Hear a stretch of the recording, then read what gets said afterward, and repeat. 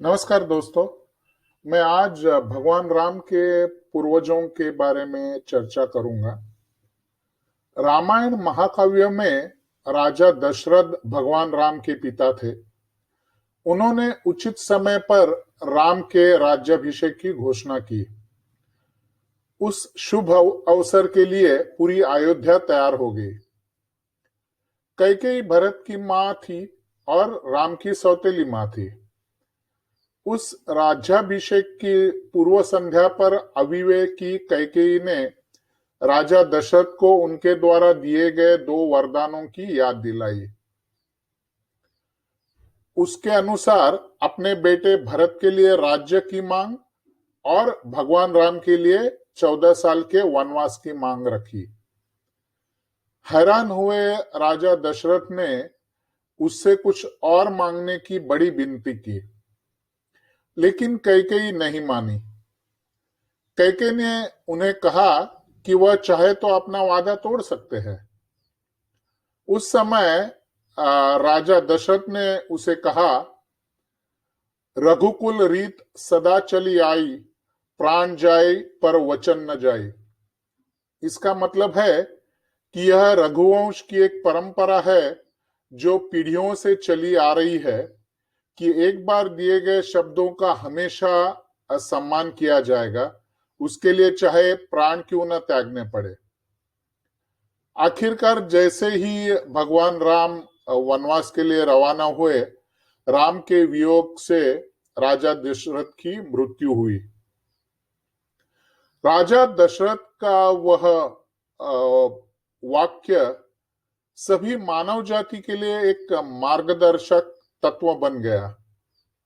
आइए भगवान राम के पूर्वजों की उस कहानी पर चर्चा करते हैं जिन्होंने न केवल हिंदुओं के लिए बल्कि संपूर्ण मानव जाति के लिए यह महान जीवन पाठ अर्पित किया। वाल्मीकि रामायण और विष्णु पुराण में सूर्यवंश के राजाओं के संदर्भ मिलते हैं। भगवान राम के परदाता दिलीप एक सम्मानित और प्रिय राजा थे। इसके बावजूद वे दुखी थे। उनके दुख का कारण यह था कि उनकी और उनकी पत्नी सुदक्षिणा की कोई संतान नहीं थी। एक बार उन्होंने मार्गदर्शन के लिए ऋषि वशिष्ठ से मिलने का फैसला किया। उसके अनुसार राजा दिलीप और सुदक्षिणा ऋषि वशिष्ठ से मिलने उनके आश्रम में पहुंच गए। उन्होंने ऋषि वशिष्ठ को उनके दुख का कारण बताया।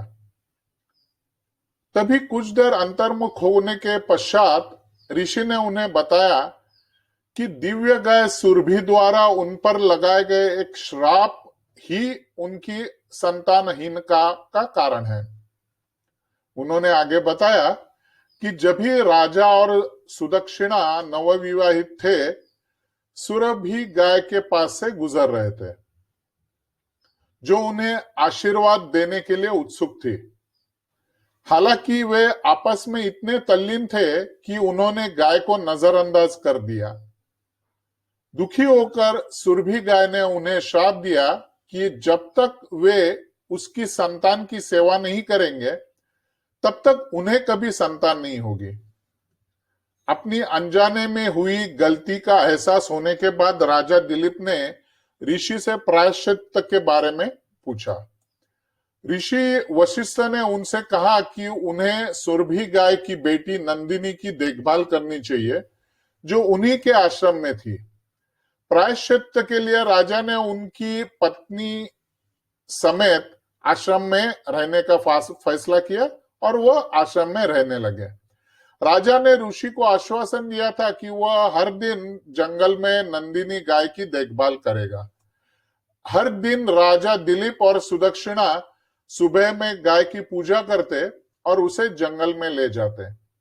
वे शाम तक उसके लिए जंगल के बाहर इंतजार करते थे। वे उसे शाम को वापिस आश्रम ले आते थे। ऐसा 21 दिनों तक चलता रहा। 22वें दिन नंदिनी ने राजा दिलीप की वीरता का परीक्षण करने का फैसला किया। वह जंगल से भटकती हुई हिमालय की पहाड़ियों में भगवान शिव के संरक्षित वन में पहुंच गई।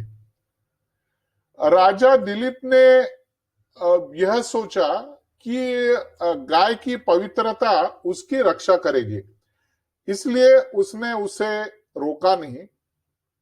जब वह शिव के संरक्षित जंगल में थी, तब राजा उसके चारों ओर के प्राकृतिक वैभव को देख रहा था। अचानक राजा को गाय का रंभना सुनाई दिया, तो वह उस दिशा की ओर भागे। उन्होंने पाया कि एक शेर ने उसे अपने पंजों से जकड़ लिया था। गाय बहुत ही भयभीत दिख रही थी। राजा ने उसे आश्वासन दिया कि वह उसकी रक्षा के लिए शेर को मार देंगे। उन्होंने अपने हाथ अपने धनुष की ओर बढ़ाए, लेकिन अपनी बाहों को जमी हुई देखकर वो चौंक गए। लगभग उसी समय राजा को आश्चर्य हुआ, क्योंकि शेर ने बोलना शुरू कर दिया था। उन्होंने राजा को बताया कि भगवान शिव ने उन्हें उस संरक्षित वन की रक्षा के लिए तैनात किया था, जिसका नंदिनी ने उल्लंघन किया था, इसलिए उसे मरना होगा। शेर ने दिलीप को यह भी बताया कि उसी ने राजा पर जादू कर दिया था, जिसके चलते उसकी भुजाएं जम गई थी। राजा दिलीप ने शेर से गाय को छोड़ने और उसके बदले उसे मारने का अनुरोध किया, चूंकि उसने भी उल्लंघन किया था। शेर ने उसे बताया कि राजा गाय को बचाने उस संरक्षित वन में आया था, जिस तरह एक बेटा अपनी मां के पीछे आता है, इसलिए वह राजा को नहीं मार सकता। राजा ने तर्क दिया कि यदि वह नंदिनी के बिना आश्रम जाता है, तो वह ऋषि वशिष्ठ का सामना नहीं कर पाएगा, क्योंकि राजा ने ऋषि को नंदिनी की रक्षा का वचन दिया था। शेर ने आगे तर्क दिया कि राजा अपनी प्रजा के रक्षक है और उनका जीवन गाय की तुलना में अधिक महत्वपूर्ण है। राजा ने फिर उस पे उत्तर दिया कि उनके लिए लोगों से किया गया उनका वादा उनके जीवन से अधिक महत्वपूर्ण है। उनके वादे उनकी प्रतिष्ठा से जुड़े थे और उनके चले जाने के बाद भी उनकी प्रतिष्ठा जीवित रहेगी। इसलिए शेर को गाय को छोड़ देना चाहिए और उन्हें मार देना चाहिए। अंत में शेर सहमत हो गया और जादू टूट गया। राजा दिलीप हिल सकता था, इसलिए उसने अपने हथियार फेंक दिए और वह शेर के सामने झुक गया। उसने अपने आंखें बंद कर ली और शेर के पंजे से मौत का इंतजार करने लगा। अचानक उसे एक मीठी आवाज सुनाई दी, जिसने उसे उठने के लिए कहा। राजा ने देखा कि शेर गायब हो चुका था और नंदिनी उसके सामने खड़ी थी। वह हैरान था। नंदिनी ने उसे बताया कि राजा वशिष्ठ की ऋषि वशिष्ठ की आध्यात्मिक शक्ति उसकी रक्षा करती है। उसने आगे बताया कि उसने राजा की वीरता का परीक्षण करने के लिए शेर का भ्रम पैदा किया था और वह उसकी भक्ति से प्रसन्न थी। नंदिनी ने राजा को एक वीर पुत्र का वरदान दिया। कुछ दिन आश्रम में बिताने के बाद राजा अपनी पत्नी समेत अपने महल के लिए रवाना हुए। नियत समय में सुदक्षिणा ने एक पुत्र को जन्म दिया। उसका नाम रघु रखा गया। राजा रघु के पुत्र अजा थे और अजा के पुत्र भगवान राम के पिता राजा दशरथ थे। वे सभी अपने समय में अजेय थे। वे अपनी प्रजा से सम्मानित और प्रिय भी थे।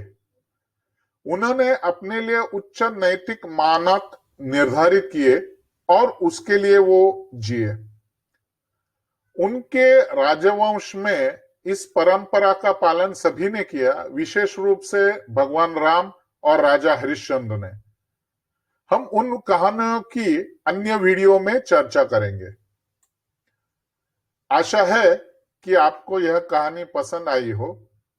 ऐसी ही और कहानियां लेकर हम फिर आएंगे। आपके सुझाव और टिप्पणियों का स्वागत है।